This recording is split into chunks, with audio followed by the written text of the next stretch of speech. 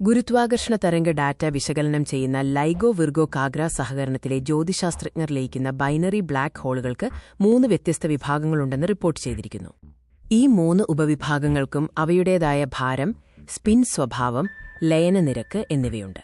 ഇത് വ്യത്യസ്ത രൂപീകരണ സംവിധാനങ്ങളുമായി ബന്ധപ്പെട്ടിരിക്കാം. ലൈഗോ വിർഗോ കാഗ്ര സഹകരണത്തിൽ നിന്നുള്ള ഗുരുത്വാകർഷണ തരംഗ ഡാറ്റയുടെ വിശകലനത്തെ അടിസ്ഥാനമാക്കിയാണ് ഈ പഠനം. ലയിക്കുന്ന ബൈനറി ബ്ലാക്ക് ഹോളുകളുടെ മൊത്തത്തിലുള്ള ജനസംഖ്യയെ 3 വ്യത്യസ്ത ഗ്രൂപ്പുകളുടെ മിശ്രിതമായി വിശദീകരിക്കുന്നതാണ് ഏറ്റവും ഉചിതമെന്ന് ഗവേഷകർ കണ്ടെത്തി. ലൈഗോ വിർഗോ കാഗ്ര സഹകരണം പുറത്തിറക്കിയ 4ാമത്തെ ഗുരുത്വാകർഷണ തരംഗ കാറ്റലോഗ് GWTC4-150-ൽ അധികം ബ്ലാക്ക് ഹോൾ ലയനങ്ങൾ ഉൾപ്പെടുത്തിയിരുന്നു.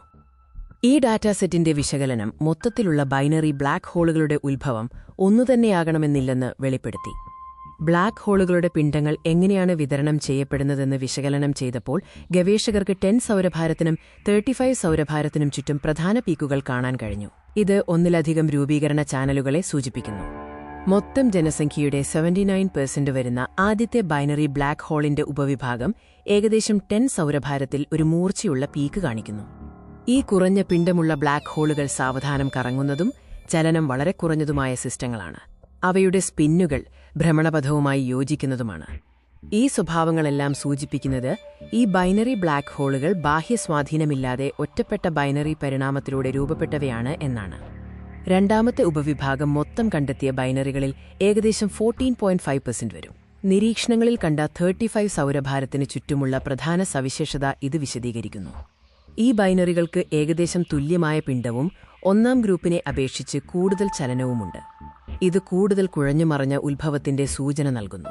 ഗോളീയ ക്ലസ്റ്ററുകൾ പോലുള്ള തിരക്കേറിയ ചുറ്റുപാടുകളിലാണ് ഈ ബൈനറികൾ രൂപപ്പെട്ടതെന്ന് ഗവേഷകർ അഭിപ്രായപ്പെടുന്നു. ഒരു 3ാം വസ്തുവിന്റെ സ്വാധീനവും ഇതിന് കാരണമാകാം. മൊത്തം ജനസംഖ്യയുടെ 2.5% മാത്രം വരുന്ന 3ാമത്തെ ഉപവിഭാഗം പിണ്ഡവിതരണത്തിന്റെ ഉയർന്ന ഭാഗത്താണ് വരുന്നത്.